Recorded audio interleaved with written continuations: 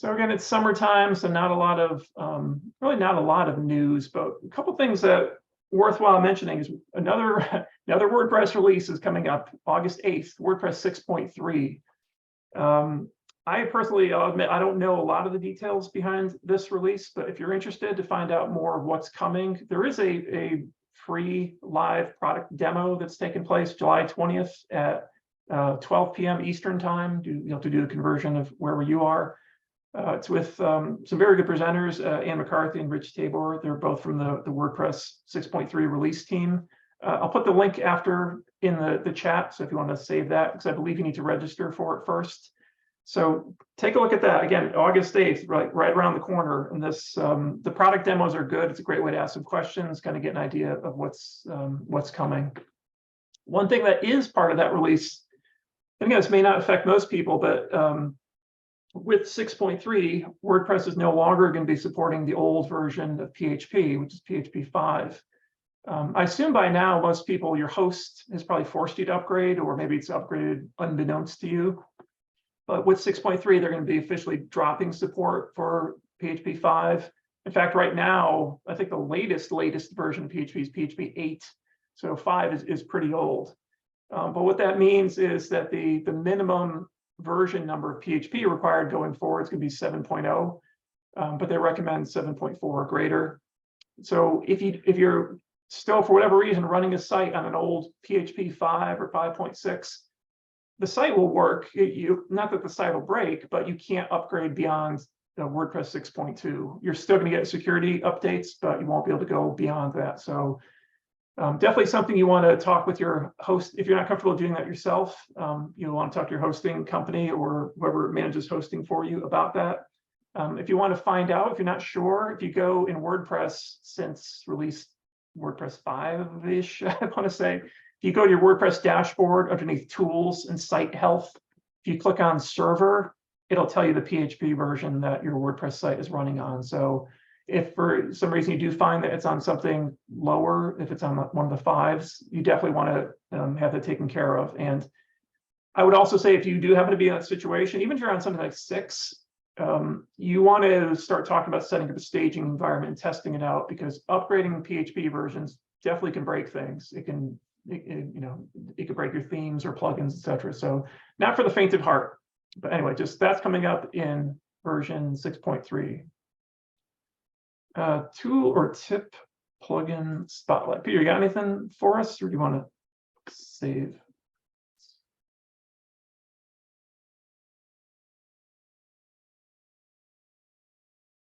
Oh, you're on mute.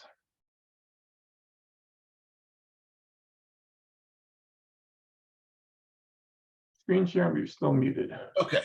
There you go. There we go. All right. So recently I've been paying attention to the whole topic of the images and the words that show up in social media. It's an old topic, but at the same time, there's been some interesting new things happening with it. There's a podcast and a video podcast from the Post Status people, where they're doing this interesting thing where they're developing a plugin in public. They're really, I mean, everything from the logo design to the coding and all. And what's interesting about the topic is it developed from this idea of doing a controlled way of cropping images in WordPress. And then they're like, well, we could also add text and things like that that could be used. So when you're sharing something in social media, interestingly enough, there are other tools out there that do that. I started looking into those, but the whole topic of making sure that, hey, how do you check this the easiest way? And one of the easiest ways, right here in front of you, to preview and generate the Open Graph meta tags is with this site that I came across recently called opengraph.xyz. And what this does, it'll just show you what you would see in a Twitter or a Facebook when you posted a link to something. And I can quickly show you by just grabbing the URL and seeing, well, what is WordPress.org homepage? And it's a page-by-page display, because every page either does or doesn't send information over in this Open Graph schema format, which is code that says in social media, grab this image, grab this title, here's an excerpt, that type of thing. One of the easiest ways to check what's going to be sent for a page is to just come to this tool and just do a quick search, and you can see, all right, here's the code. Here's the code that it's coming over, and then kind of the thing you'll be most interested to see right away is the preview: Facebook, Twitter, LinkedIn, Discord. So what is it when you place a link in Facebook? What is the Open Graph code telling Facebook to display when you put that link there? And what's neat about this is, and I'll show you, and I'm showing you things that have code, and I can show you things that don't have code. So I'm looking at this page here, this one post, which is from WP Tavern, their most recent post. If I look at this in the Open Graph preview mode, I can see, you know, again, the code, what the title, what the description would be sent over, and then what it would look like in Facebook, Twitter, LinkedIn. They chose to use the image. It's probably their the featured image, even though it's not here. I'm going to guess it's there. This is how the WP Tavern blog is using a featured image. So it's using this image here. WP builds a podcast and a whole kind of Nathan Wrigley does some really good stuff there. If you're interested in expanding your knowledge from WordPress, his homepage, this is what it's going to look like. But now if I go to a page that I know we didn't do work on, if I go to our build site, which we use for examples of how you built the site from scratch. You can go back to some past presentations that we've done in this. Let's see what we've got there. I don't think we did anything. I don't think we put anything on, for example, the homepage. And if we do a quick check, we'll see what the code is going to bring up. And it's saying, well, you don't have you didn't put an image in there, and it's just grabbing the default data. So you could use a tool like this or other tools there. You can go right to a Facebook tool. Twitter stopped their tool. LinkedIn has a tool to do it. But I found this one to be the easiest because it kind of shows all of them. And you can take a look at your pages and go, oh, you know, I want to improve the way that looks for sharing. And then what's good is when you get into the habit of putting posts together and sharing, and let's just see real quick if we have anything here, or if it grabs the default image from this theme. I'll grab, this is a post that we did. Let's take a quick look here. I'll put that in. Let's see what's different. See, so in this case, because WordPress and we've got a featured image, it's at least grabbing that image. A page, you'd have to give it an image or assign it to the Open Graph thing. So you can see where posts are. And some of these tools, by the way, that are being developed would then put branding on this image automatically. If you want a logo, or if you want to put the title over the image, or things like that, you can do. So some really neat tools coming out to help with that. But this thing, this Open Graph XYZ, is a neat way to just kind of take a quick look at, well, what do I have and what can I improve? So I don't know we have two questions. Yeah. So Sue first has a good one about, if you're unhappy with that featured image it's displaying, how can you change it? So, for example, if we look at this one that we're looking at, I have right now Slim SEO loaded on it. A lot of the SEO plugins, a lot of plugins on the back end for managing. So let's edit. This is a custom post type we created. If it was a blog post, it would be a post that would work similarly. But when you're using Slim SEO, it gives you the meta information, and you can actually create, upload, and then add that image into attach it to the Open Graph code for each individual page or post through a plugin like Slim SEO. SEO Press does it, Yoast does it. Most of the major ones have this tool built in. And that's if you're not using something like some of these other tools that are creating images even on the fly. So let's just even say if I went and grabbed, for whatever reason, that image, and I wanted to use that as my open graph for Facebook. Let's see what happens if we put it for Facebook, but we don't put it for the other ones. I'm going to update that page.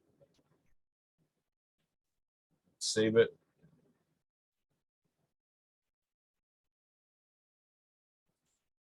We'll get the URL.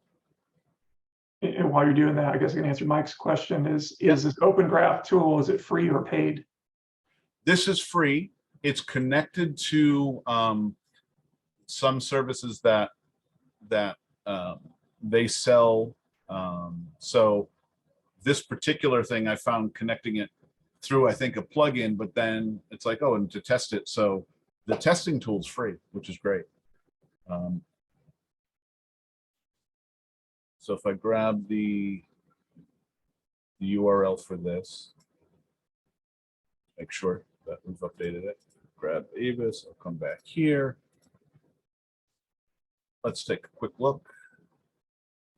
So in this case, I'm not sure if it updated properly or if even things are cached, but yeah, that's what I definitely know that if we go, let's do one more. So if we go to our home page, which again, to show this is worth seeing, because especially if you're sharing information, the better you look, the better you look. It's saying we don't have an image. Let's make sure that we can get an image here. Did you publish the page? I assume you did, right? Yeah, the publishing to hang up, so it might not have. I don't remember what kind of caching thing. That looks like it might.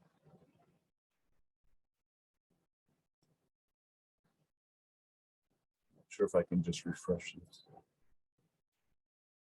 Oh, this is going to go to the home page. Well, while that's refreshing, what I'll do is I'll come down here to the home page. This is, we built this in our previous meetups. Let me select, in this case, what would probably make sense, although it is a banner image, so its shape is a little, well, that's a good one. Select this guy. Let's update that.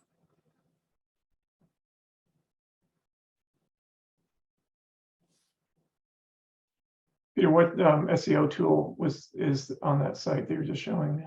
Slim SEO, my personal current favorite. Yeah, I can show that later now if anybody. No, it just came up as a question. So there you go. So where that was the exclamation point, now that we put it in the open graph, now we have, now if I share that post, instead of it being some blank or default or whatever it could find on the page, now it's going to be this beautiful little guy, because we intentionally put it in there in our open graph settings for the page. So you had a question too about, is the page's featured image the tool's first choice? It is the first choice of WordPress to put it as the open graph image, especially if you have an SEO plugin in there. If you haven't put anything, the SEO plugin is going to build that schema for you. And it will, so if you don't do anything in Slim SEO, if you don't do anything, but you have a featured image, Slim SEO will automatically default that to your open graph, use this image in my social media posts. Right. If you don't have any SEO plugin, I believe, but I'm not 100% sure, that WordPress itself gives some rudiment, it basically sends the first image, featured image. But again, this is why we do like SEO plugins for things like this. If you don't like the I don't want to use the word bloat, but you know what I'm getting at, of something like a Yoast or a rank math, yeah. Then a SEO press or see, I like Slim SEO because it does just what I need. It doesn't get in my way. It doesn't try to tell me how to write posts. It doesn't give me flags and things where I don't want flags and things. So that's why I like Slim SEO. And it does these types of things pretty much automatically with the options to do these types of things. So that's the tool. That's a great topic. We could even spend more time on it. One last quick one, I think, Yeah. and you kind of touched upon this. Stephanie had a question about, is there something to make the image meta for sharing on Pinterest? Rank math makes it good for Twitter and Facebook.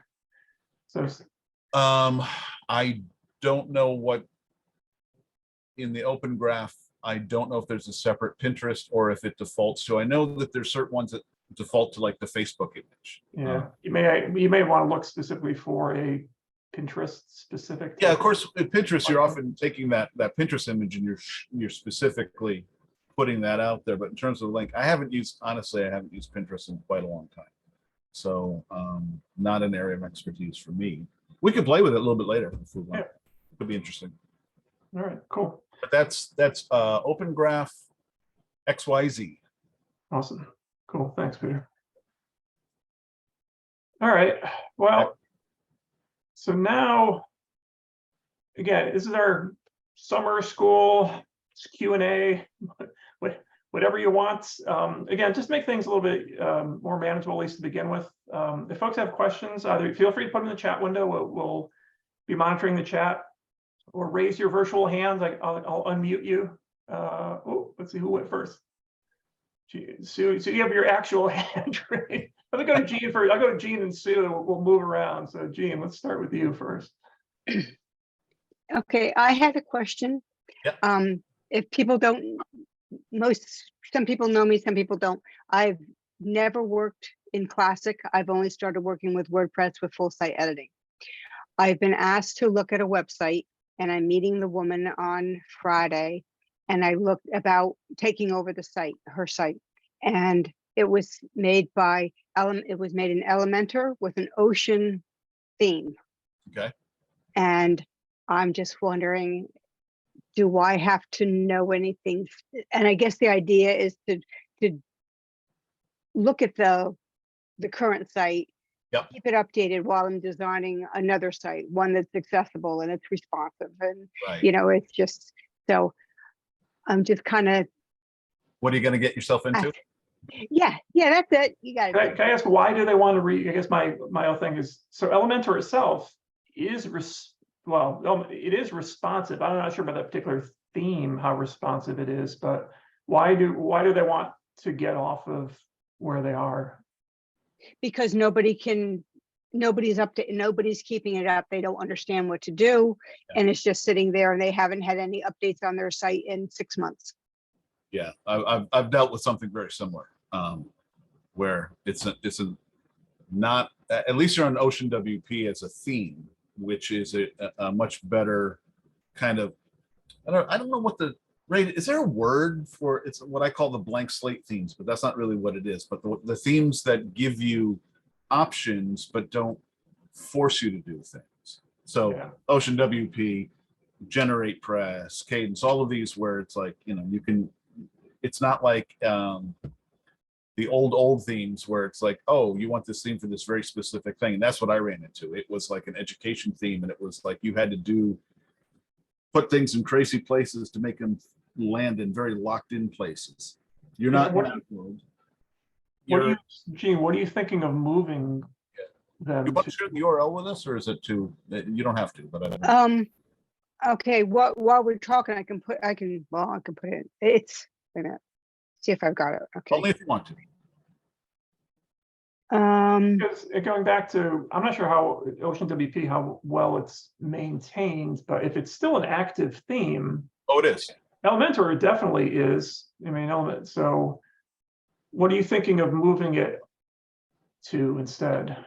Oh, I don't know, because I'm just supposed to meet with this woman. Okay. And she just said, can you meet with me? And so I'm just trying to gather as much information I can. So I did, some of the tools that we talked about here, what theme is this? And, where is it hosted? What, and so all the information that I've gathered so far was like my own investigation work. I mean, my thing is usually if something hasn't been updated in a while, I mean, again, do no harm, like the physicians say. If you can somehow stage it someplace and try updating the plugins, and if everything still updates, it'll be fine. You know, it's more of, if you're going to maintain the site, what is your level of comfort with a page builder tool like Elementor? I know that was a potential topic for tonight, just to talk about the differences between some of the page builders and Gutenberg / the block editor, which we can talk about a bit. Well, I've never used a page builder. I've only used Gutenberg and the block. I've only started with full site editing. I had no association with WordPress before that, except for one of my employers who it was so frustrating. I said, I'm never going to work with this program. This is awful. So again, going into the example that I've recently gone through, that is something that you may encounter. They had this theme. They were using Elementor, honestly, completely unnecessarily. In other words, what they were doing Elementor didn't give them any benefits, especially because on top of that, they were using short codes for formatting things, meaning that's a whole nother thing where you're locking things in short codes to now, you know, do some of the formatting of something that is now done right in the core editor or the core editor with blocks. So you may find that there's a lot of overhead for not a lot of reason, which is, again, by looking at the site and seeing, kind of getting an idea of, and this is what we do, as simple as, you know, doing the WP theme detector, taking a look and go, oh, they've got Elementor, they've got 3, you know, slider plugins, which wouldn't be necessary if you're using Elementor, but maybe they're not using Pro. You know, there's a lot of variables. So that what that gives you the opportunity is, if you know going into it some of the things, then you can have that opportunity to say, we can slim down a lot of what you're doing, and then move towards something that's going to be more easy to maintain, whether it's in a classic editor or a block, a classic theme or a block theme. Now, your experiences with block themes, but definitely, you know, if you have the opportunity to say the core editor works for you, unless, again, they have over-designed pages and they have all the Elementor bells and whistles. Sometimes you can say, and that's, again, what I ran into, that the Elementor was just a completely unnecessary layer that then did the things like prevented, you know, easy maintenance, and they weren't really using it. It was just because someone told them they needed to use Elementor, and they did. So yeah, again, up to you if you want to share it. No, you Put didn't. in there. Yeah, she has a question too about, is that a government site or is it a city site? It's a municipality. Yeah. And they're not accessible. They have a lot of accessibility errors. Well, that's that's the number one thing you need to be talking to them about. But just to keep that in mind, that's a different problem. Just I just want to separate when you start unraveling this onion or ball of yarn, whatever your metaphor is, that there's nothing inherently bad about Divi or Elementor sites. There's some wonderful sites built that way. So I wouldn't say it's not going to solve your problem if it's an accessibility problem. Converting it from Elementor to the block theme isn't going to solve that. There's plenty of ways you can still improve accessibility even on old non-page builder kind of sites. So that's where I would just caution of whatever you're getting into, try to find out specific. Like, again, the thing about, well, the site hasn't been updated in a while, that's, in my mind, that's no reason to change themes and change plugins, because that's a whole big, you know, job in itself. So you can, as long as the theme is still updated, and if it's a fairly well supported theme, you can just update the theme, again, safely in a, you know, that's a whole separate topic, in a staging type environment or locally, so that you don't, you know, break anything. You can test it out. Yeah, I'm just worried about it being a classic theme. When you say classic, I just want to also, I'm being a little picky here, but page builders are not classic. The theme maybe is classic, but the page builder thing, where actually at one time, like literally 2 years ago, we're the future. The future was page builders. What's happened, and maybe I can, is this okay? Because I know this came up last time. Is it okay, Peter, if I actually have a little tiny example? I won't go through the whole example thing, but just for this discussion, so we jumped into, just to kind of show Divi, because I think, and there's really no difference necessarily between Divi and Elementor. So I'll just, you can jump into that. I just want to, what I think, and Gene, what you mentioned makes sense. So you've been learning since block themes and Gutenberg have have worked. So when we talk about a classic theme, that's different than the classic editor. The classic theme is basically not a block theme. And Okay. Ocean WP is a classic theme. That is the correct name for that.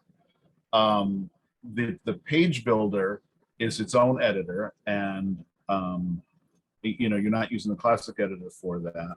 They may have the one thing, and Ray, you'll talk about this, and this is something to help you have a little ease of mind too, is when you're using a tool like Elementor and you have a classic theme, a non-block based theme, and even in a block-based theme, the editor is, and what you'll probably find, you may find that they're using it for the header and footer, but that content area, the page content, the posts and all, can be done in Elementor or in the using the block editor, the Gutenberg editor, the core editor right now. You can have them both working the same. So you can keep the same if it made sense. So as you're thinking about your options, and as Ray's going to talk about some of this stuff, you don't necessarily have to throw the whole thing out, and you can just work at transitioning, for example, or having new content being done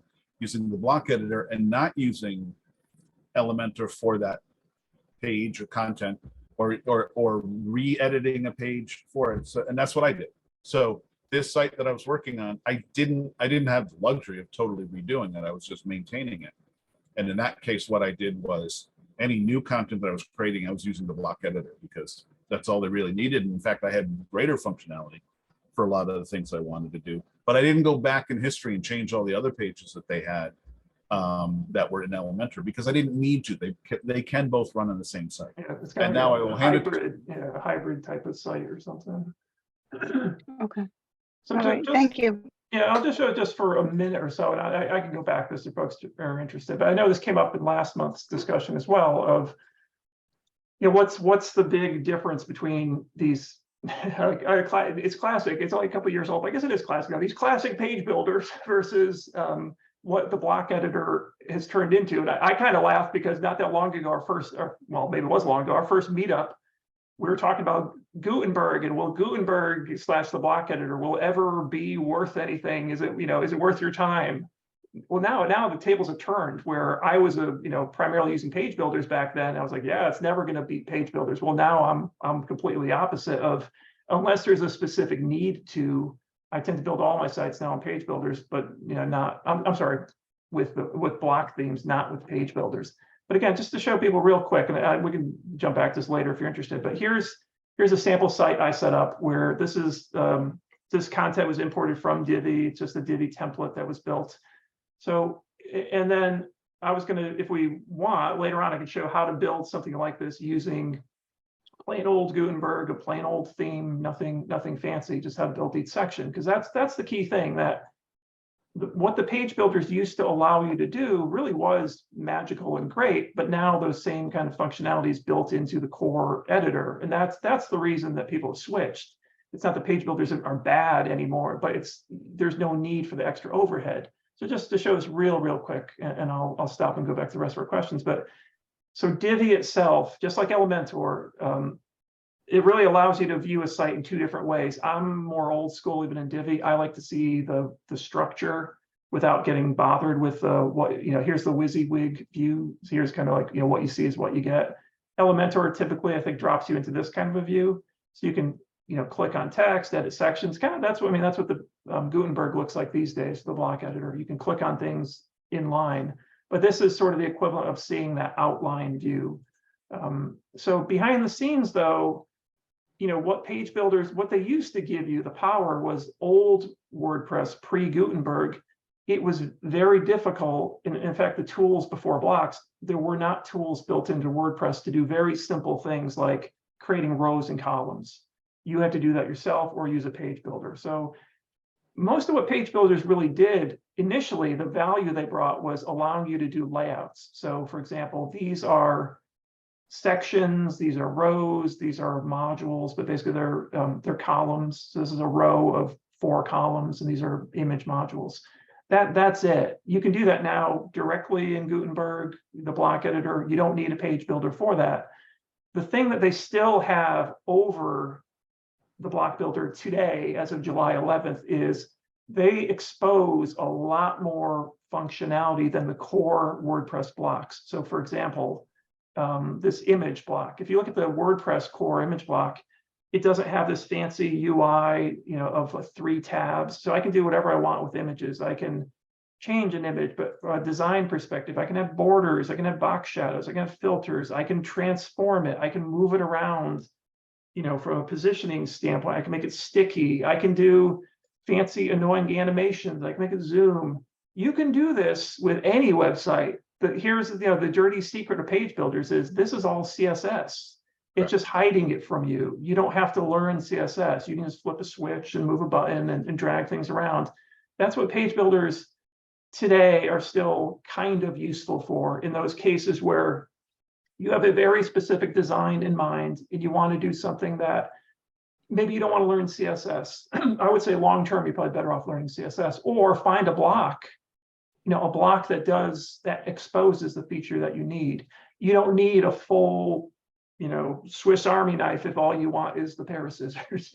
You can find a pair of scissors block and probably a better one than getting the whole thing. So that's, and again, I can show more of this afterwards if people are interested. The one last thing I will say about page builders, where they still have today an advantage over the current version of WordPress, is in theme design. So I still highly prefer, from a theme building standpoint, I'll just discard this. So, something like Divi, I don't have any in here, but I can actually assign templates to a really, in Elementor as well, a really fine-grained level of detail. So I can say, for example, I only want the header to show up on these pages. I don't want the footer to show up in these pages. I want this template to only apply to these 6 page types or post types, etc. So you can create tons and tons of configurable templates and content rules. That's something you still can't do today with block themes. It's coming in the future.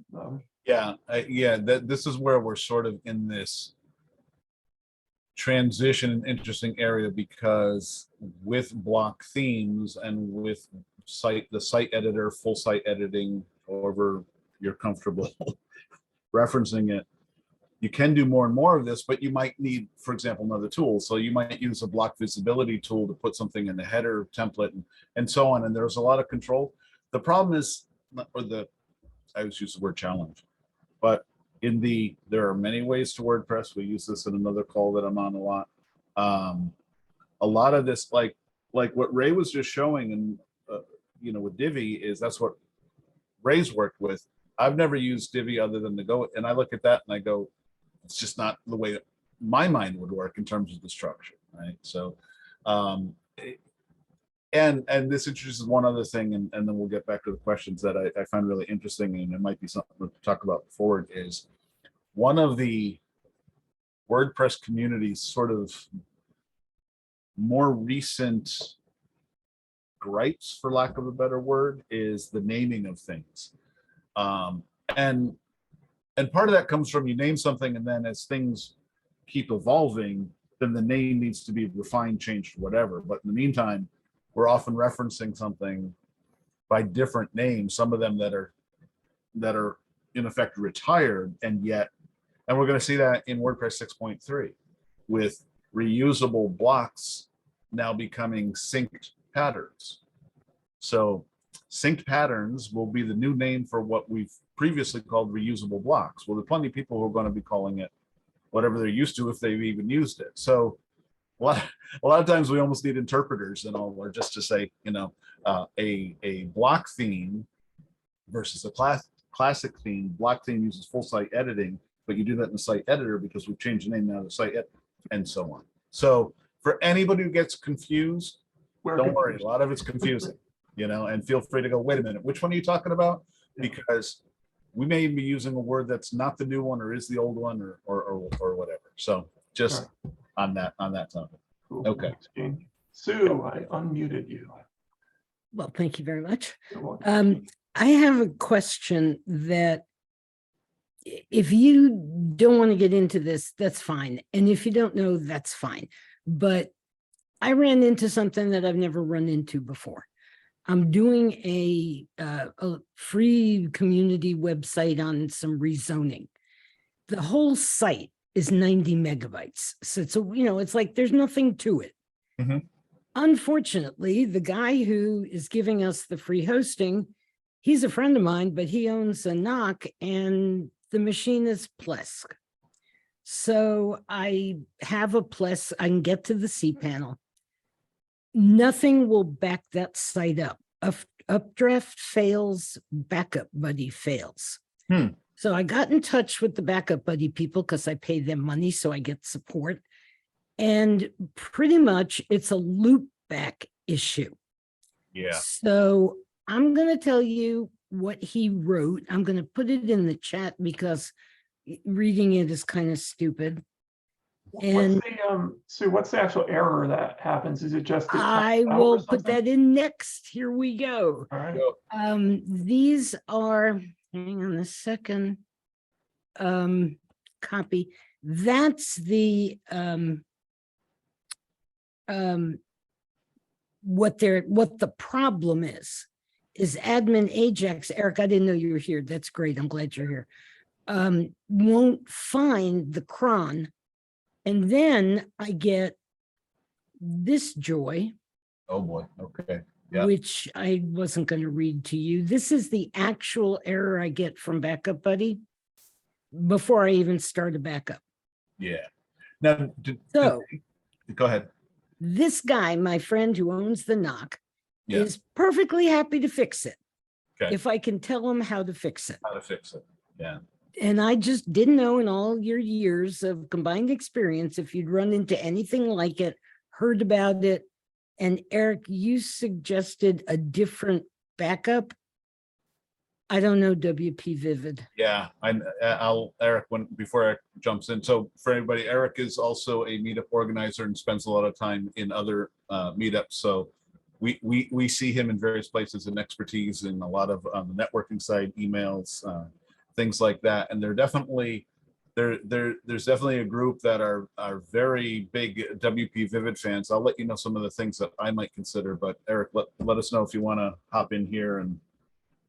Yeah, so I found Vivid. Vivid seems to be one of those plugins that works just about anywhere.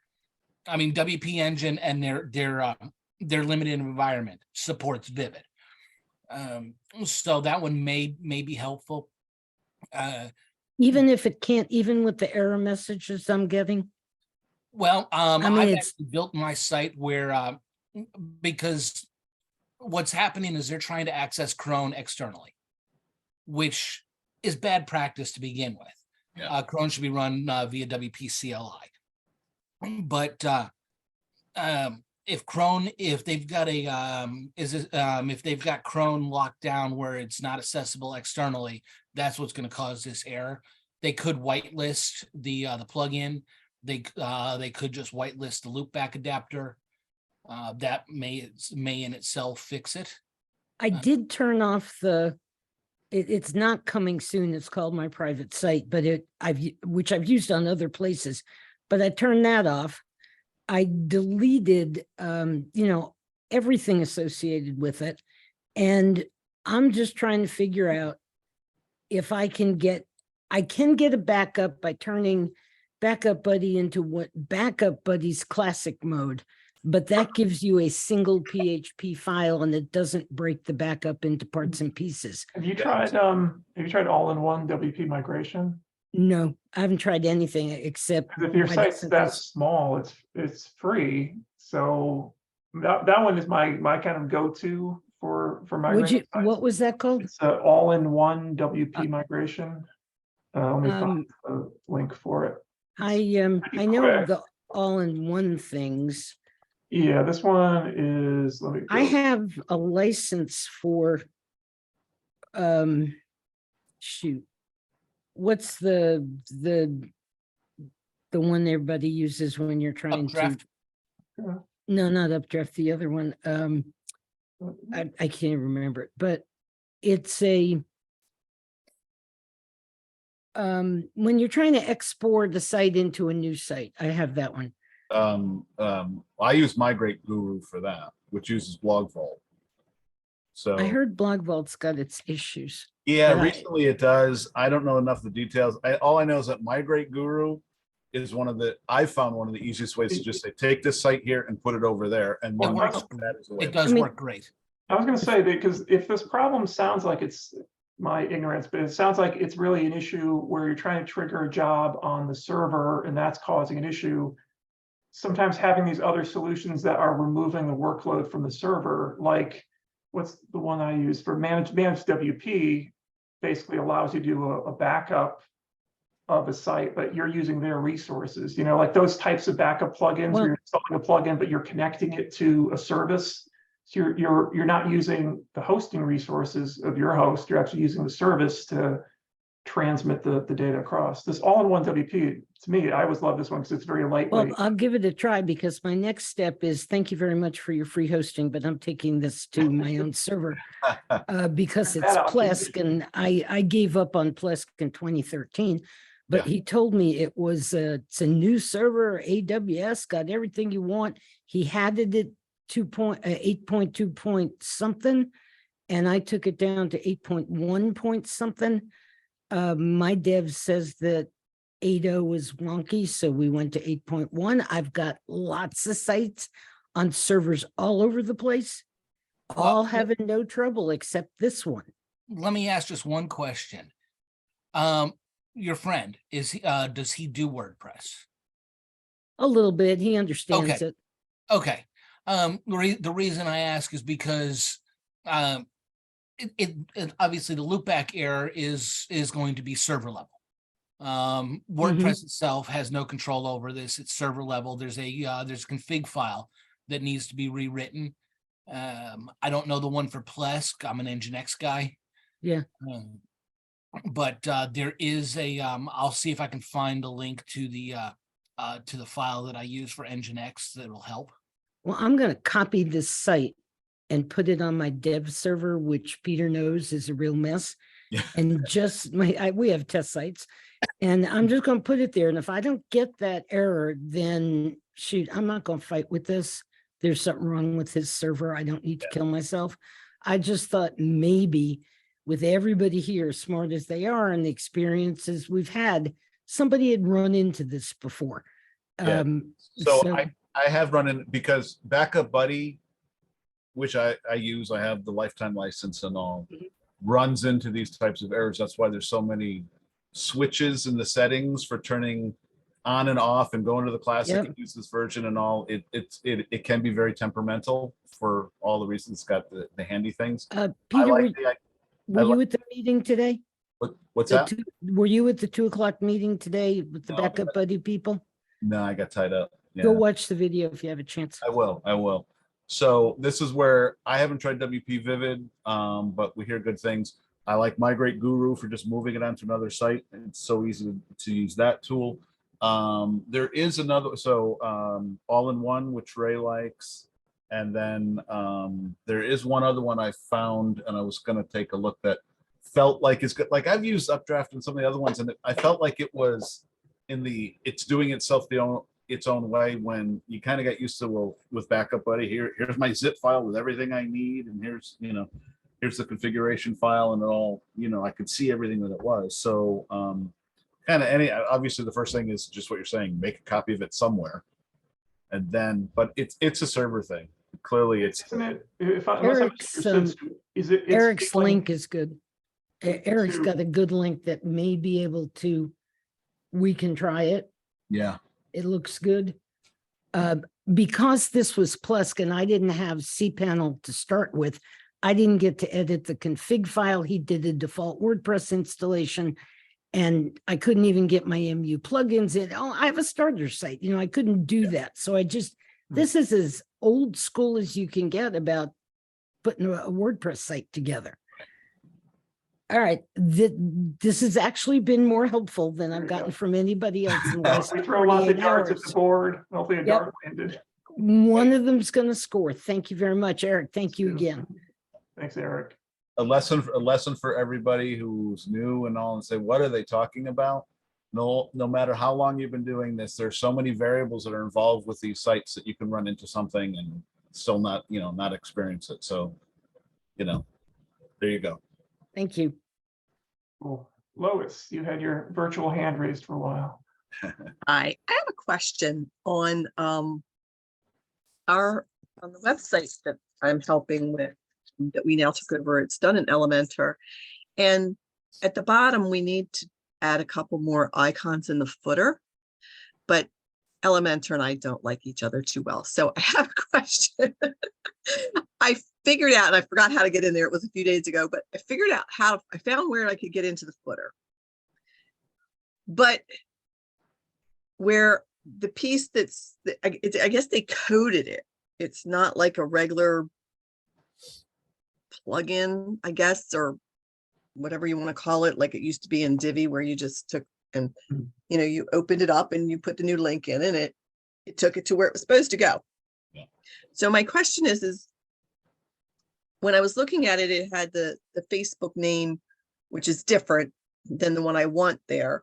But do I just take that piece out and put the right one in When you say between they, the coding? when you say they coded it, can you share?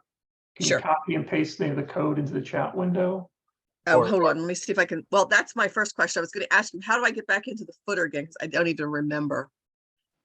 While you're I'll- doing it, if you do have the URL and we could take a quick look Yeah. while you're looking for the details, that I can look at the site while you guys kind of get into detail.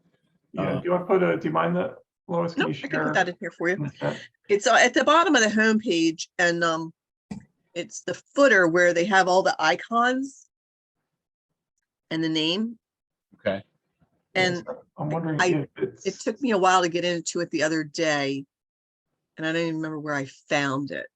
Oh, so are you trying to add something, or are you trying to remove? Well, I'm trying to add a couple more channels, but I'm also trying to Okay. modify Fix what's the there. icon itself? Yeah, one that's there.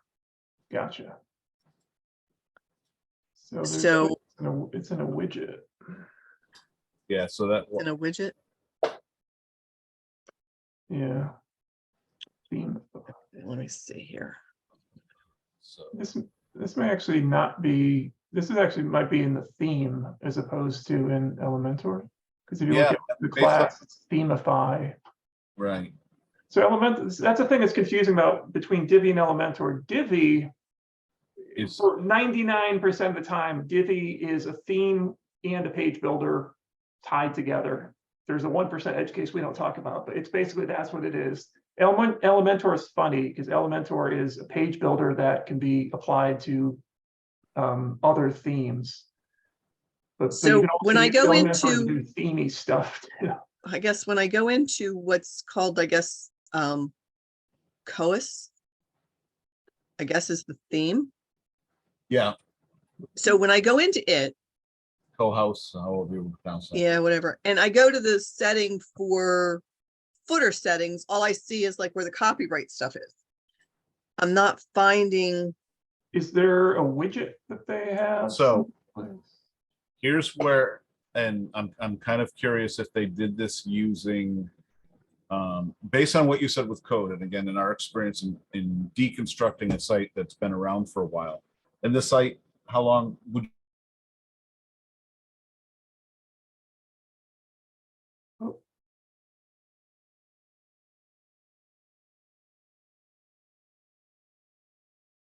be mimicking Divi, since we had to leave Divi because of what we need the site to do.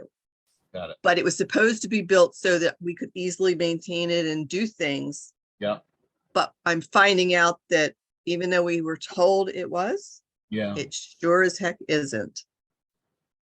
So I'm not sure where to find the footer piece that I'm looking for. My guess is, in looking at this, it may be, so here's one thing. Have you looked in the widget area? So if you look under appearance and widgets, Appearance. because Yeah, 'cause it looks like there's a custom, so behind the scenes, looking at these social icons, like this whole section in here, sorry, just so folks can see. So if this, Lois, is this what you're talking about? This whole thing Yes, is a widget. So Yeah. it's a under widget. Yeah, it's under, Can you Here's tell the- me what the heck a widget is? if you go to, this one has under appearance widgets. Okay, On your all right, so dashboard let me see, I'm in appearance. widgets, and you probably have a footer area. Oops, hold on here. So while you're looking at that, for anybody, again, this is very often theme dependent, especially when we're talking about classic themes, which is often in a theme, the coding of the theme might preset up widget areas that might say, okay, we have these 4 areas under the 4 columns that we have. Okay, yeah, to do a footer. yeah, I do see the widget. There's footer number 1 Right. with a widget, 2, 3, So and this 4. This one is, if we look at this section, this is, we can probably even find out maybe which one. It's probably, there's one that should be custom HTML widget. Because all these things are in this one widget. I'm not sure what number it is, maybe the 4th widget or something. So, There's one that says footer. It's where you have the text. So there should be like, there's an address. yes, that is the one that I was in. Okay, so it Right. was under widget. Yeah. Okay, so it was under widget. That And helps. then so in that widget though, these social icons look like, so this is just, that's just text, but then there's social icons here that look like they were styled by something. So how are these set up in that widget? I don't, No, I'm saying, is it on your side when you're looking at these things, is that where you see you're saying you just see kind of code there behind the scenes? right, so when I open up the custom HTML, Yep. It's custom HTML. That's first clue. okay, and I go down to the section where it says href equal HTTPS and the name of the page. So if I just take the name of the page out and put the new name of the page in, will that change it? Are you trying to change where, like, so let me just go back. I Are want you to trying- change where when you click that, it redirects you Right. to. Yeah, so if you're trying to change, let's say, Facebook from all about softball U to whatever, some other link. Yes, the href is the link. So that you could change. In this case, if you're seeing that visible to you, and if you just want to say, oh, it's not all about softball.u, whatever, it's some other name, you can just change it there. Right, so it's like line 8. Mhm. All right. And here, let me put it in the chat for you. So I was going to say, if you're okay with it, copy everything that's in that widget area, that custom. Oh, everything? Okay, sure. I can Copy everything. Yeah, And that go way back. we And can. then what I'll do is, Yeah, because I was scared to death to do anything because it's like I don't really understand all of this. I just thought it would be easy enough, like I did in Divi, to just change the link that was in the thing and change the link, and it did its thing. And I was really, and in Divi, well, in some other themes too, you can change some of the stuff in the customizer. That's oh, another it says place it's to too change. long for the message. Oh, okay, hang on. You try putting in what you can, maybe, or part of it at least. All right, I'm gonna give you the first 8 lines to start with because it wouldn't let me paste all of them in. Let me stop sharing for a second so I can copy it out. Okay, so there's the first 8. Oh, yeah. Okay. Do you need the rest? No, I think one's good. Does this include what you want to change? Well, I need to change a lot of it in there because the channel names have changed. So So Ray, go ahead and. I guess I need to change pretty So, much most of them But because the channels. just to clarify though, Lois, you're saying that this whole div thing is what you're seeing in that HTML? In that Yes, HTML widget? Okay. So Yeah. yes, somebody coded this. This is the not only normal. somebody coded this. right. And we had specifically asked that the site be built similar to Divi for us to operate in when we just needed little minor things changed, or, you know, we wanted to go to this page, not. So what's interesting here is this class TI-Facebook. This is something very specific, and the TI-Facebook is themify. It's this thing. So that class is actually part of the theme. So themify icons. So this theme itself must have some ability to actually create these social icons. And it seems like somebody copied the code and just put it into the footer. So like I would have. I don't know, but I'm not Yeah. happy about it. I've seen it done. Again, this is where the theme is coding in it. Somebody wants to customize it, and the only way they can figure out is let me grab that and then put it and. Your and only, yeah, I think your only problem is going to be if you want to, let's say you want to add a widget for TikTok or something like that. That's where you're going to run into a little bit of an issue, because it's like, unless you know that your theme supports, unless you know the theme supports it, you can't just add TikTok and hope Right, because that I it's do an need to icon. add TikTok, Twitter. Twitter probably has, so this is quick and dirty, it might be a better way to do this, but one cheating way is I would actually look at so the theme itself was called, what again? It was called Cohouse. Cohouse theme. Yes. Yeah. Cohouse theme. And if I go back to, if I go back to element. So in other words, if I just took the word out, all about sports U or all about softball U, and put in what I wanted it to the page, what the name of it is, would that work? That would work for the link, yeah. So if you want to change this to whatever XYZ or the whole name changes, So if I just change just the piece of the name that's different, Yep. and then update it or save it, that will work? Yeah, that'll change the link, exactly. So that'll leave the icon alone, it'll leave everything alone, just. Okay, so I that'll can do that. Then I Yeah. still have the issue of having to add 2 more.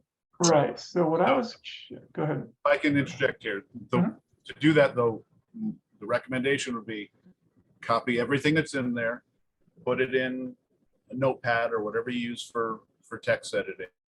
Okay, then make your changes, then make a second copy, make your changes there and copy it back in, so because you're dealing with code. So, you get a quotation mark or a semicolon out of place and things might not work. So make sure you keep that original code somewhere that you can reference it if you need to. But yeah, ultimately you are doing what you're saying. You're saying, oh, I see these words here. Now I want to change them to these words, or here's the link.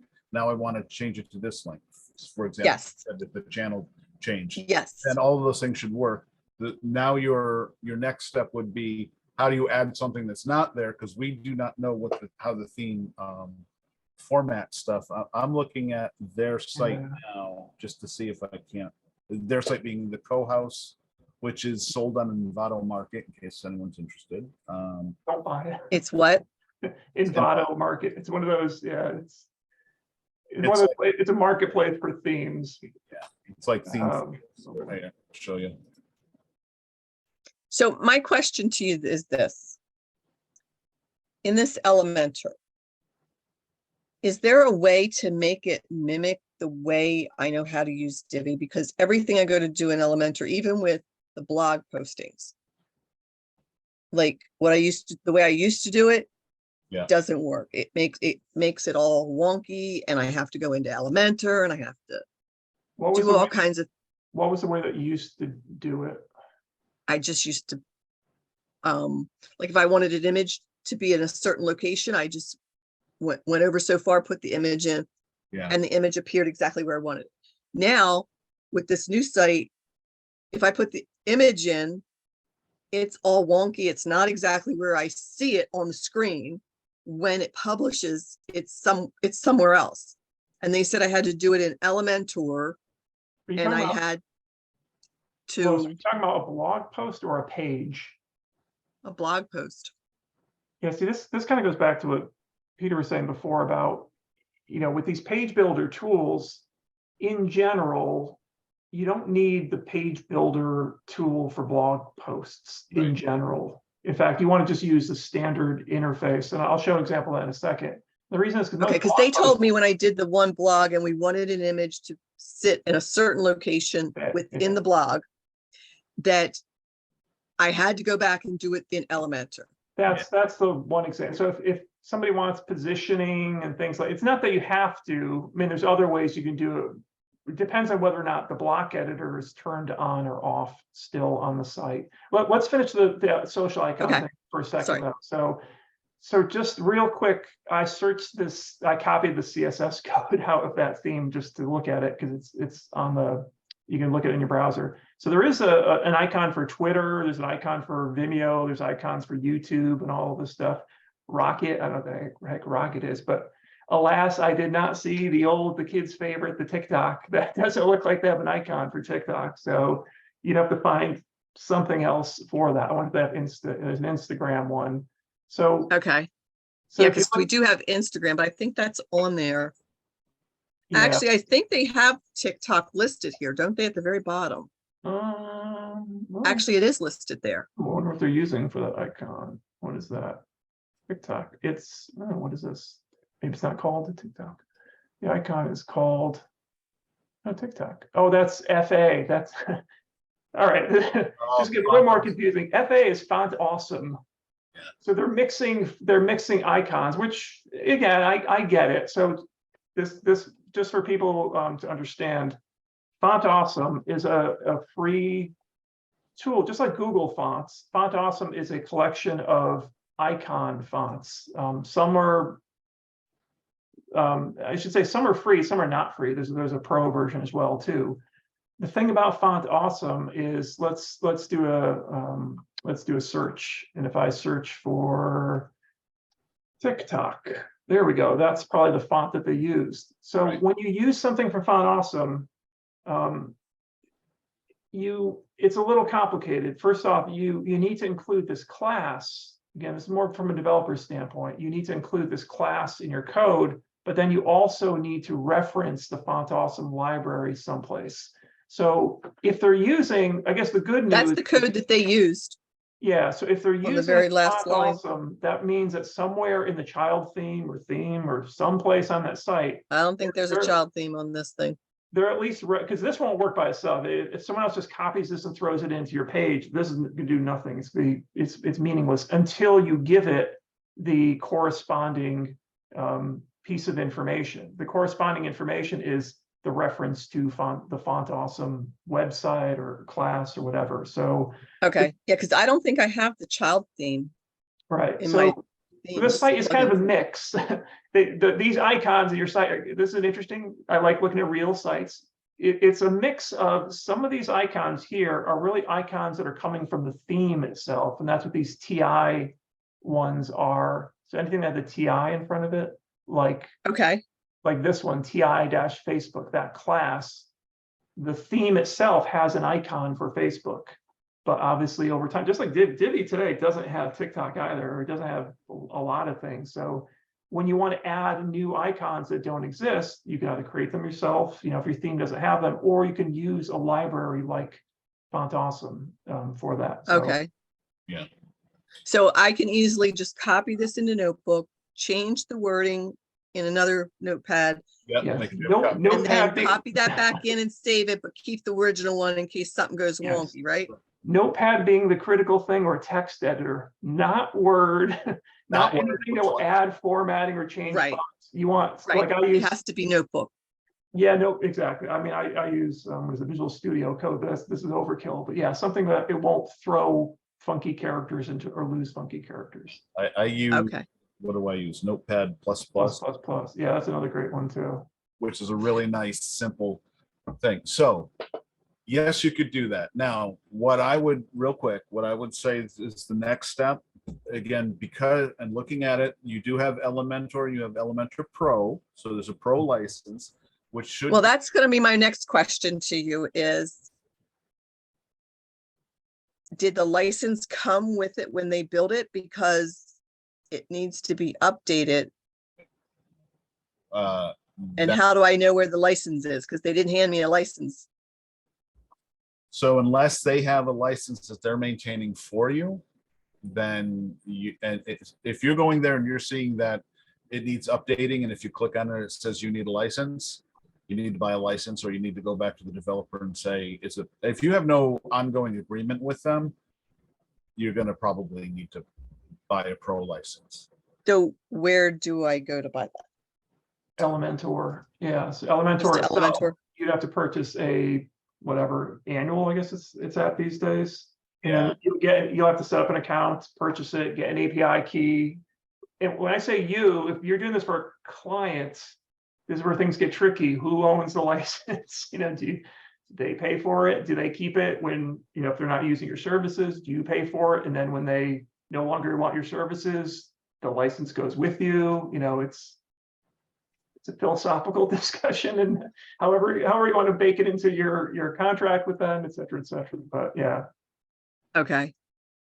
Okay. But to that last piece though, about if you're familiar with Divi, let me share my screen again real quick. Believe me, I was very upset when we had to leave Divi and they said we had to go to Elementor. Elementor was is not, it's not I'd say Elementor in some ways is, well, Divi's gonna be changing drastically with whenever they release Divi 5.0, whatever they're threatening to release one of these days.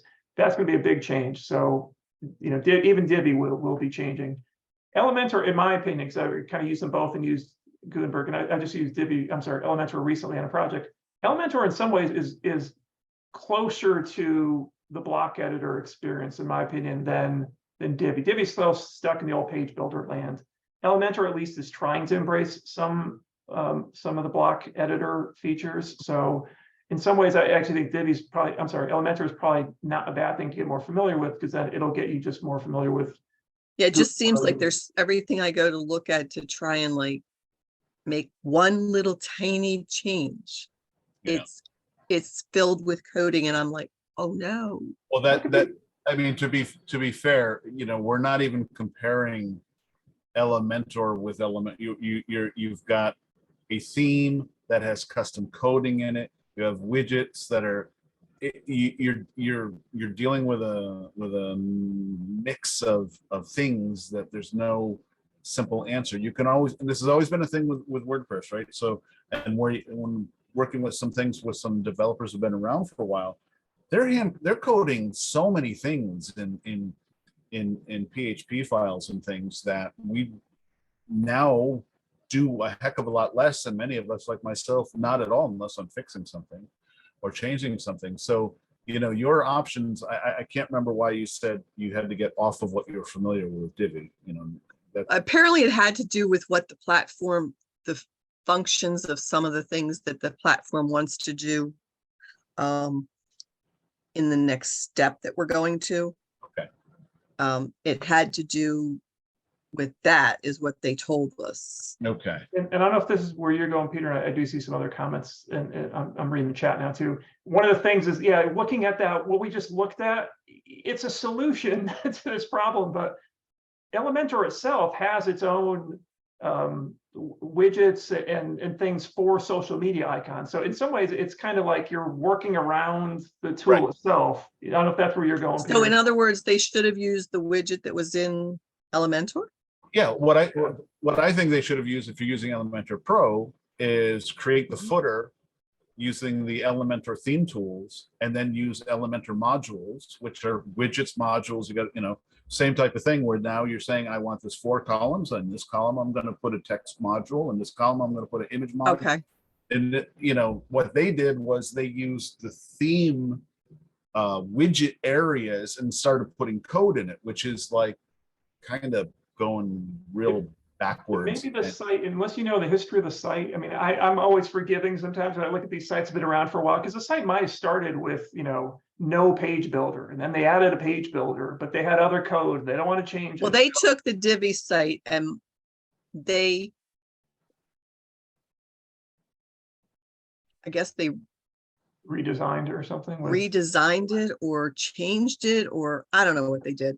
All right, then no forgiveness.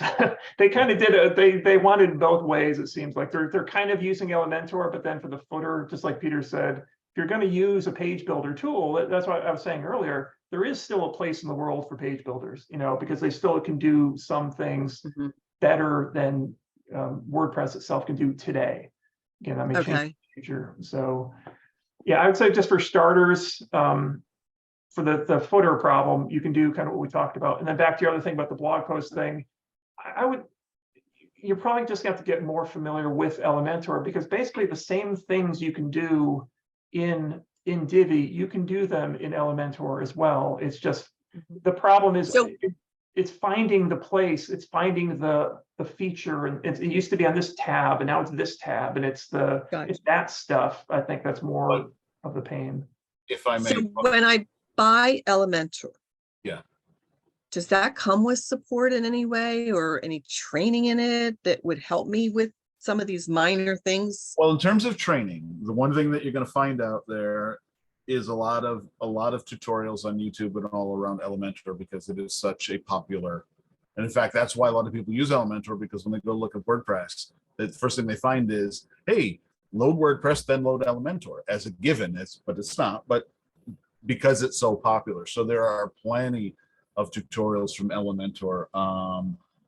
Yeah, I'm sure, there's a lot of community. Elementor's got such an established base that you can find a lot.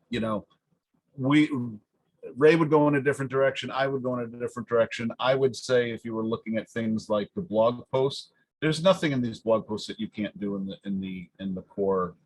So I could start just doing them in the core.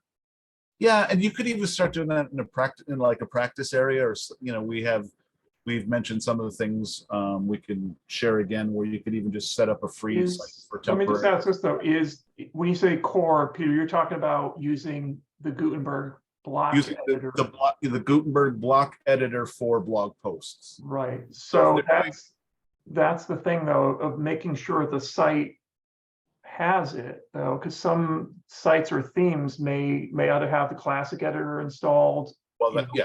Intentionally in that case, then. it- So it's- if you create a new blog post, Lois, do you get the Gutenberg type layout by default? Do you know? And let me show I you. honestly don't know. And this is what I mean. So here's an example. Like in this, this is a pure Gutenberg / block editor kind of theme. So if I'm creating a post here, I get this. Yes, this that's one- exactly what I get. This is the Divi one. So here's the problem. This is not the block editor. The Divi by default, when you have Divi as a theme, gives you the classic, the old WordPress classic look for posts and pages. So it is not easy with this to position things properly. There's ways to do it, but it's not. Whereas I think hopefully this is the right one. This is, if I pick my right thing, yeah. This is the Gutenberg block editor. I think that's No, that's Here's not the- what it looks like. yeah. So I It feel looks like the thinking other now- one, and then it has the thing that says edit with Elementor. Yeah.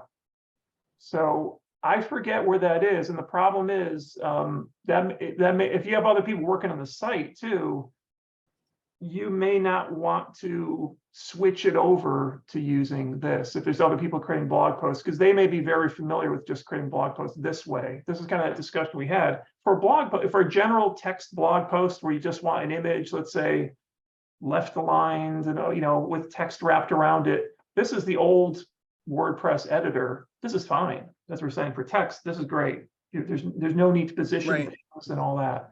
But when you get something a little bit fancier, like you said, if they said, oh, I want this image here and I want this thing here, maybe a button someplace, all bets are off. Now one solution is to use the page builder using Divi or Elementor.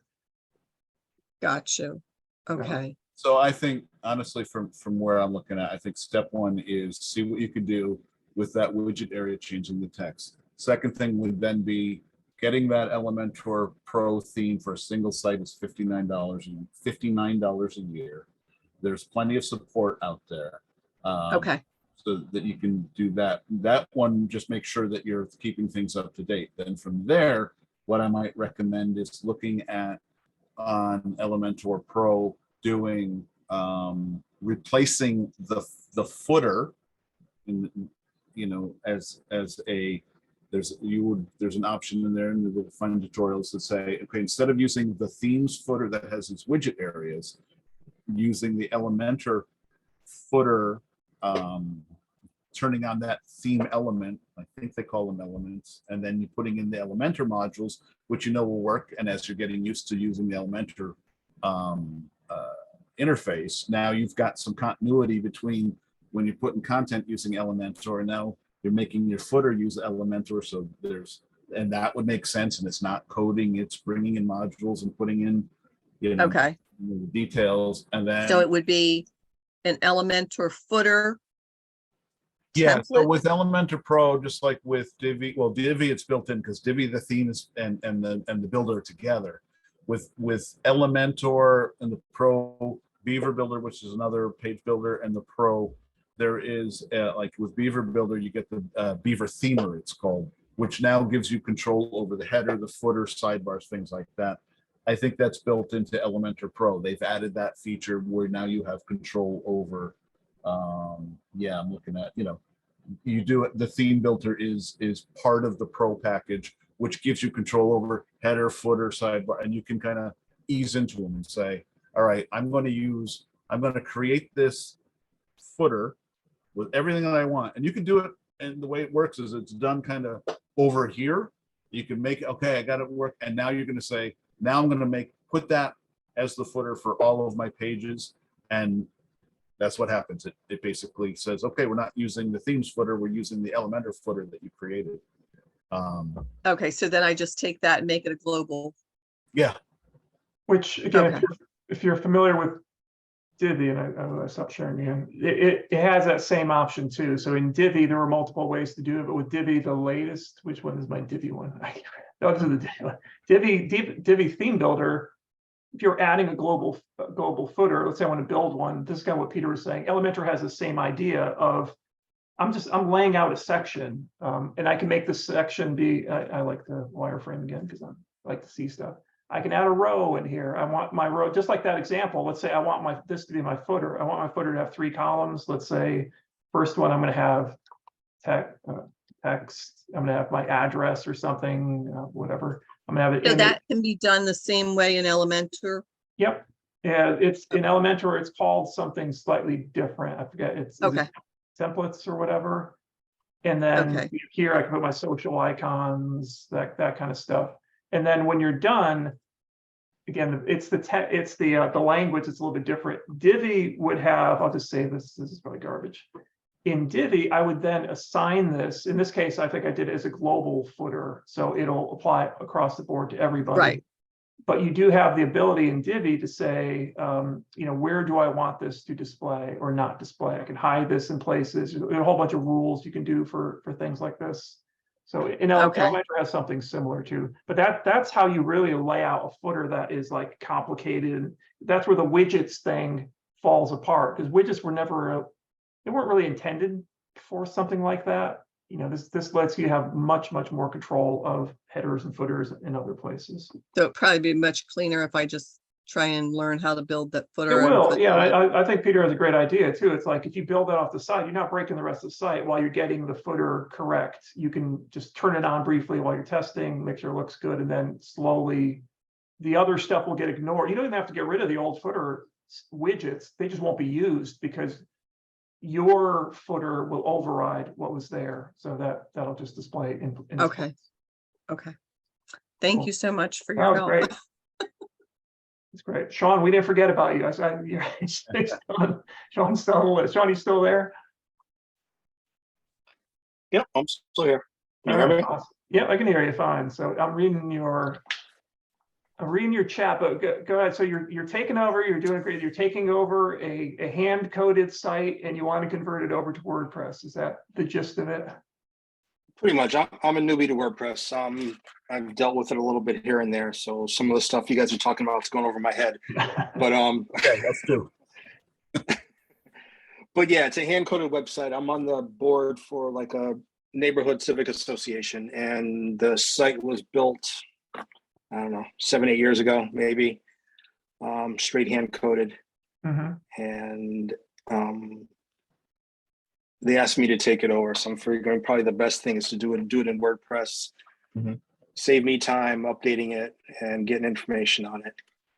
Just real basic stuff. I need a calendar. I need a business page to post like the neighborhood businesses in there. Just like maybe a home page that I can update quickly when there's something going on, like when there's a recycling event, you know, stuff like that. So I know you sent a link. Do you mind if I share the page that you No, go ahead. All right, so we're all looking at this. Because I think that you're asking the right questions to begin with, which is before you jump into tools or themes or anything, it's kind of having an idea of what are the requirements, or like how's the site going to be used. So as I'm looking, and I just looked at this a second ago, there's a couple things that stand out to me, because that's always going to be a decision point too, of how complicated is the site going to be, what kind of plugins or things you want, either immediately or over time, or to be able to support. So one thing I noticed here, for example, is membership. What is so this is just who is a member? Okay, that's good. So when I saw membership, I thought this is a membership site where people would sign up and register and become members. That's good if you don't need that, because that's just a more complicated piece to add. Just like e-commerce. Let's say, yeah, if you said, hey, I want to be able to sell products on this site, which doesn't make sense for yours. That's going to they would just sign up for like the newsletter, like I do on like Right. MailChimp. And this is just the mailings, MailChimp. so Yeah, that's- there's probably an embedded MailChimp component or something, I assume, right? This is probably it's not MailChimp, but yeah, it's another Constant mail list Contact, program. maybe, or ML, whatever this is. Yeah. Mhm. ML subscribe. Exactly. So this is probably just some code that gets added in. So yeah, any like WordPress, whatever, can use this. So do you see So them this as is actually This is a blog? WordPress. Okay. Oh, okay. Right. And then so is the calendar, and if you go back to that page again, Yep. like so this is WordPress. It's just simple calendar that I put in. Oh, so you created a subdomain or something off of 16 acres. Correct. Okay. Right. So that's good. So you got a starting point already, and you know enough to be dangerous that you're linking these things together and creating subdomains. That's a good sign. I mean, I would say, so looking at this, I mean, you're going to need a contact form of some kind, right? So something, well, unless you don't, contact forms are a good thing or a bad thing. They're easier sometimes for people, but they also mean you're probably going to get hit with a lot of spam, and if you don't need to track, there's a reason you may want a contact form if you want some specific information sent to you, let's say job resumes and that kind of stuff, then you want a contact form. But maybe yours is simple enough where if this is all you need and you have an email address, you don't actually even need a contact form plugin for it. Let's see what else. Calendar. Yeah, I mean, I like the events calendar, but if you have one you're familiar with, this simple calendar, I've never used this one before. The events calendar is a really popular one, free. Gives you a lot more, but again, it may be overkill if they don't have a lot of events. Yeah, and if I can jump in right here, one of the things that's kind of interesting is a calendar versus just listing what's upcoming. You don't always need even any of that if it's just posts. In other words, if you really wanted to just show the functionality in a big calendar versus, hey, there's some, like this could just be blog posts, other than the fact, Right. you've got. Okay. So again, making decisions as to how involved your calendar needs to be. This one's pretty straightforward, simple calendar. I'm curious about, but yeah. This one looks like the one thing I saw, Peter, I don't know if this is intentional or not, but it looks like when I clicked on this, it actually is going to Google Calendar. So I assume it allows us to have something to connect to Google Calendar. Yeah. So I have a Google account that I connected this to my Google Calendar. My thought is that right now I'm going to be the only person doing this, but I want to like delegate some stuff. Sure. So I'm figuring if I can give that person access to the Google Calendar, they really can't screw anything up within WordPress. Yeah. Right. For something like this, and the limited audience and all, I personally don't see any. I think it's a good approach. You always have to consider what's the best way to get that information, and if there's a clean way with a tool that you're comfortable with that you can share and you're connecting, yeah. And that's another thing too. Some nonprofits that I work with, they wanted to put a whole bunch of stuff on their website. They're always like, let's put everything on the website, put it on the website. But I'm like, nobody but you is looking at the website. So events, again, I'm not sure if your organization has this, but let's say it's an event where we want people to sign up and tell their friends. Yeah, maybe you want that on the website. You want to put that on their social media page, right? You want to put it on Facebook so their friends can like it and share it and get some buzz going on it. So that's the other thing too. It's like, is there a social media account associated to this? Not yet. We're I wanted to do it a long time ago, but all the red tape, oh, we got to talk Yeah. about this, we got to talk about that. Yeah. Eventually, yes, but right now, no. Because that's another place too. If depending on how much other involvement, interaction you have with other people, I mean, that's a great place to give admin access to or to have shared admin access to the page. Then people can also tag the association. They can share photos, do all that kind of stuff. So things that you don't want everyone telling you, hey, can you upload this picture to the website? You're like, no, just do it yourself. Do it someplace else. So the challenge there is that, and I don't want this to come out the wrong way, but the community is, or the organization is mostly older folks. Yep. And most of them don't have Facebook accounts. They have their certain websites they go check out. This just happens to be one of them. Yeah. So trying to keep most of the information here. I understand what you're saying about the Facebook page, and we're going to get there because the younger crowd, that's the way they get their information. So I mean, and the good thing, there's definitely a place for both. And obviously you own the site, you don't own Facebook. So there's always things to, consider from that perspective too. It's like, if something happens to the Facebook page, et cetera, at least you've got the site, the information. Right. And I'm always an advocate for your website is the hub for everything. And Right. one place you have control of everything. So, doing the posts with all the details on your site first, and then through social media, having, now you have almost like what I was talking about at the very beginning, and just putting the link, and then now you have all that information. That's what I would be a proponent of. So I may have missed it, but ultimately then, Sean, what your question is, like, what's the best way to proceed in terms of? Well, I'm thinking just to migrate the whole site over to WordPress. Yeah. Rather than it being partial, half and partial, the other half. Yeah, exactly. I mean, this is a type of site that even if you were to start with this is pretty straightforward to do. You've got your blog and your calendar already there. Now you're just going in and expanding the menu like you have under your latest info, which is your blog. Yeah, so if you have, I'm not sure if you like this theme or not. What was this guy I just looked at a second ago? It's Well, it's better than the hand-coded. press book.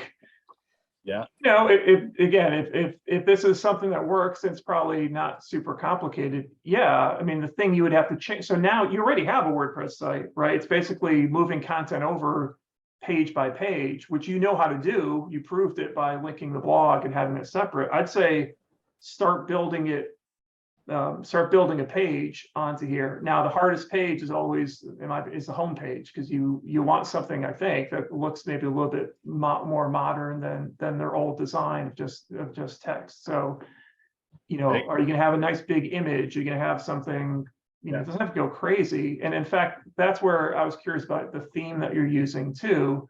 Do you know behind the scenes on this theme, is it using, like, if you create a new page on it, is it using the new Gutenberg, that block editor thing from WordPress?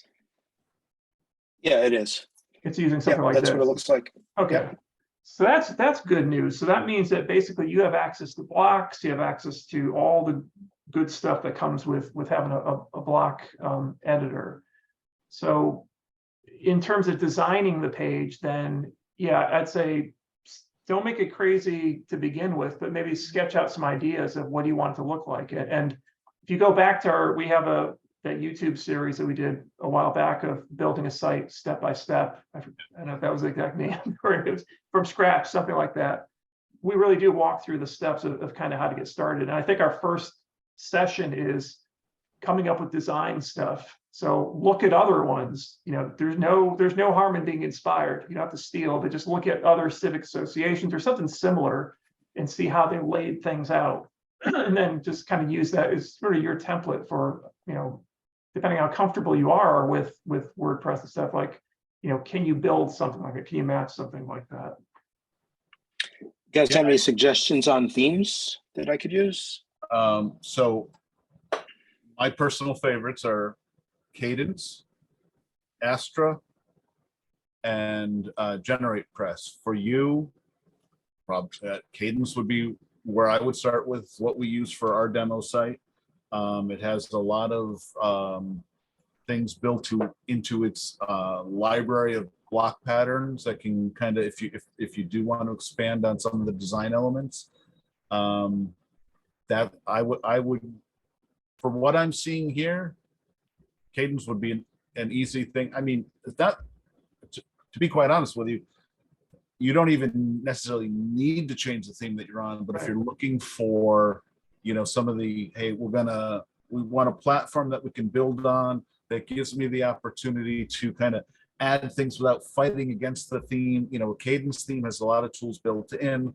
The free version of the blocks and the free version of the theme are a tremendous value, considering they're free, but they really do work.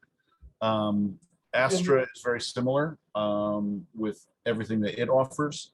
And again, both have really strong communities where you can watch tutorials specific to those themes. So, and the nice thing too, again, if you haven't watched some of our stuff, if you're still kind of new to WordPress, is you can install a theme and just see what it looks like without breaking anything. So let's say if whatever theme you're using, you can install the Cadence theme and then just do like a live preview, and it'll show you, oh, here's what my home page or my blog page is going to look like with Cadence. The reason we like, I'm on the same page with Peter here too, at least I'm a big fan of Cadence as well, is some of those things that we just had looked at previously, like in Lois's example there, the free version of the Cadence theme gives you access to that. So things like changing my header and footer, it has a really nice, easy drag and drop way to add elements there. It's simple enough. It has some of the things I liked about page builders that to me still aren't there with plain vanilla WordPress. So it lets you use blocks. Cadence also has a plugin for blocks if you find the WordPress blocks are not doing it for you. So you can, have better image things or better text and all that. But just starting with something, try out Cadence if yours is simple enough, and I think it probably is. Things will just look different. That's all. Maybe your colors, you have to go and change that to make it, if you want to keep it green, but you can do that in the customizer pretty easily in here. Yeah, you have, while this is a preview, you can get into a very granular level of control over colors and palette choices and things like that. So, yeah. And that whole series we did on YouTube, which I'll find a link before you drop, I'll put it in the chat. We walk through that site that Peter showed on the cats. We build that with Cadence too, so you can follow along with that. All right, so because I have the subdomain, I would have to actually install WordPress on the main folder. Well, correct? So eventually, so here's a couple of things. So you've created a subdomain, you've installed WordPress on it. So you have an instance of WordPress already. The question is going to be long-term, like I would just build it out under that blog thing for now, and then worry a little bit later about actually shutting down the old one. So eventually what you'd have to do is, yes, you would have to install, there's many ways to do it. One way to do it would be, yes, eventually to install a fresh install of WordPress onto your main domain and then just copy over. I make it sound like it's easy and magical, but there's some steps involved. You have to copy it over there, and then you can get rid of the subdomain. Do you know what your hosting company is, a website hosting? It's a mom and pop hosting. They're using Plus, I believe. Okay. Because that's another thing too. If you're not comfortable doing, because there's other simpler ways to do it, of just basically pointing your main domain to your subdomain and just kind of getting rid, so you'd have one install. I think you probably do want to do a fresh install eventually, just kind of a file directory standpoint. Things will be a bit cleaner. They'll be on your main public HTML folder. So I'd say for now, leave the main one alone as you're building out the new blog one, then come back later with that question. Once you're ready to flip the switch, come back later and we can walk through that a bit more. Okay, cool. Okay. Thank you. Yep, no problem. Gene, you got your hand up again, and we got 15 minutes left, so Gene will probably be our last. Okay, yes, I have a question for Sean. How did you get your WordPress be part of your static site. Because I've been trying, that's something that, sorry, I'm just like all excited because he did just what I want to do. That I have a static site and I want to put some WordPress forms on it. So I don't have to use Google Forms. And so how did you do that and get your blogs to be part of Good that? question. So I created a subdomain and I just called it blog.16acres.org. I installed WordPress on that subdomain, and then I just linked in the menu bar. I just linked to that subdomain. So the subdomain you made at your hosting company? Yes. Okay. Yeah. That's the thing. You need access. That's the key thing. You need access to your hosting to be able to do that. Most hosting, if you have control of the domains, then yes, you can create a subdomain, and then you install WordPress into that subdomain. Like, I don't know if you noticed mine, Gene. Sorry, I'm sharing my screen a lot today for no good reason, but like I create all these goofy subdomains of demo 1, demo 2. They're all under my main hosting domain is the ctwebgeek.com. So I still use SiteGround for better or for worse, and I can create a bunch of subdomains underneath that. They're all basically separate websites. So you just go into your account and say create subdomain, and it's called demo dot. And Yeah, then so it's the same in SiteGround, your thing will vary depending on what your hosting is. If you have cPanel, if you have an older hosting site with cPanel, it's done a bit differently. Some newer, not newer, some hosts are basically removed cPanel access for people. So you would have to do it. I don't know nothing about cPanel, so yeah. Do you know which hosting company you use, Gene? I do. It's nobody here's ever heard of it. It's called Pair.com. They've been around way before all these other places, before SiteGround, before GoDaddy. I've been with them for like 30 years. You'd have to find out from them or look at your admin tool for hosting to see how you create a subdomain. But there's two parts. There's creating the subdomain, but then there's installing WordPress into that subdomain. And the third wildcard is making sure you have an SSL certificate that can also be installed into the subdomain, because sometimes they're separate from your main one. Yeah, so the subdomain is very often handled at the registrar, or it's wherever your domain name server is. So if you have an account with Hover or Network Solutions or GoDaddy or Namecheap, they have DNS settings where it's all being handled there, where you're basically saying this address points there, this address points there. Sometimes when you're self-contained or you're in a hosting environment where the DNS is handled there, like SiteGround, any number of them, where you're just basically pointing to, you're using the SiteGround DNS, and if you spin up another site, it'll just kind of automatically know what to do. So there's kind of some of the subtleties of that environment. If in Sean's case, for example, the blog.16acres site, and you end up building that out, it looks like they're both hosted at your same mom and pop place. It's the Plesk and Nginx hosting.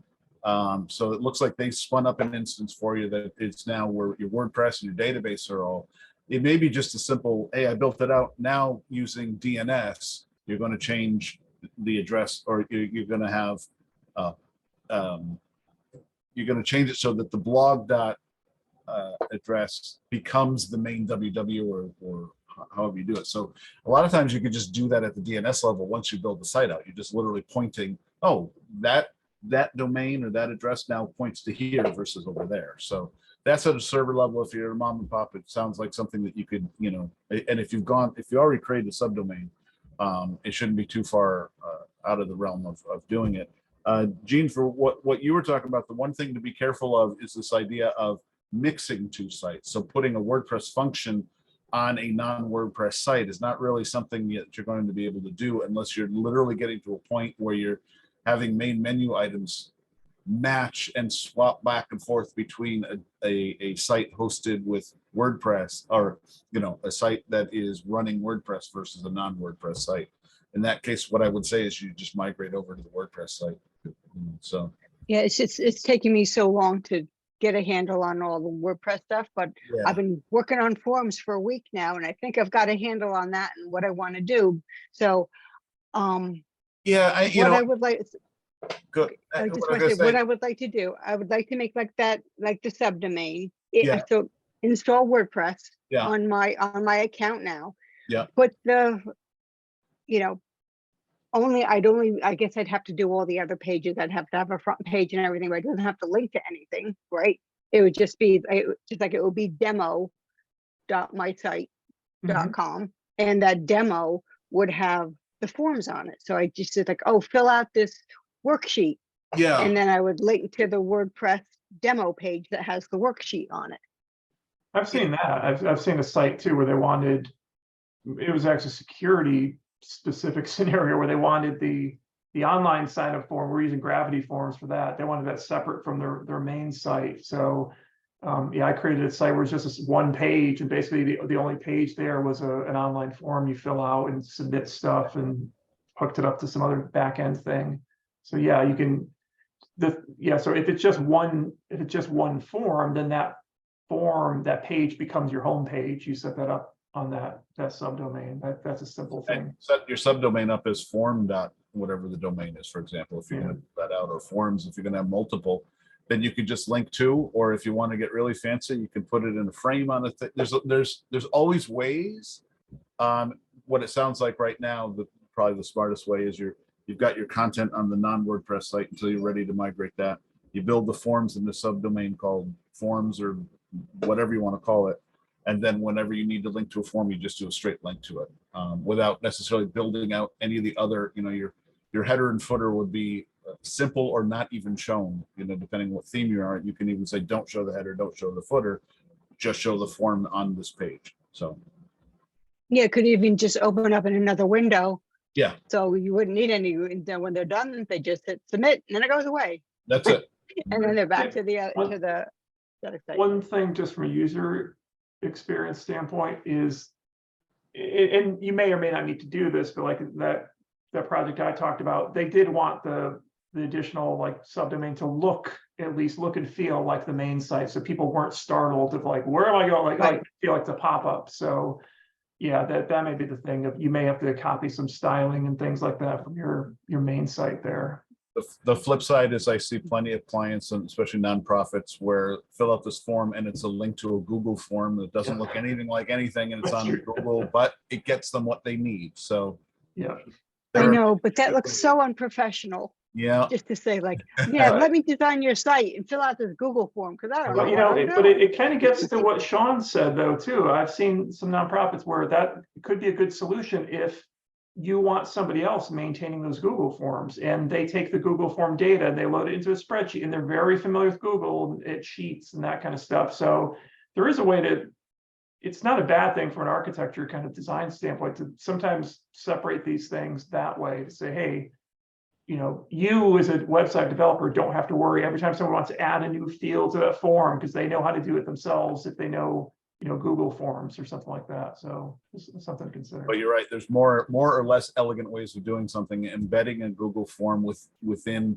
a lot of the formatting could give you kind of the best of both worlds. And yeah, if you're looking to have other people and write it out to a Google sheet and be able to do all of that stuff, a lot of times it's just whatever the best way for the situation. And that's why a lot of what we do is take the time to kind of figure out who are the players here, what do they know, to force a solution that ultimately makes everybody cry is not really necessarily the best way to go. Cool. Thank you. And thank you, Sean. Now I'm inspired. Excellent. Thanks everyone. I'm inspired too. All these questions. I love. We have but one person inspired. We're thrilled. I love the hodgepodge of questions. This is great. This is we went everywhere. We jumped the gamut. Yeah, I don't see that unless I missed something. I don't see any other questions in the chat. Anyone have a quick one just for the last remaining couple of minutes? I think we'll have to table your AI presentation. That's okay. It's always in the background brewing and cooking. Well, maybe next time too. I have a question. Oh yeah, please, go ahead. That this is the first time I've connected up with you folks. Okay. And I'm building a portfolio site. It's about 4 or 5 pages. It's very simple.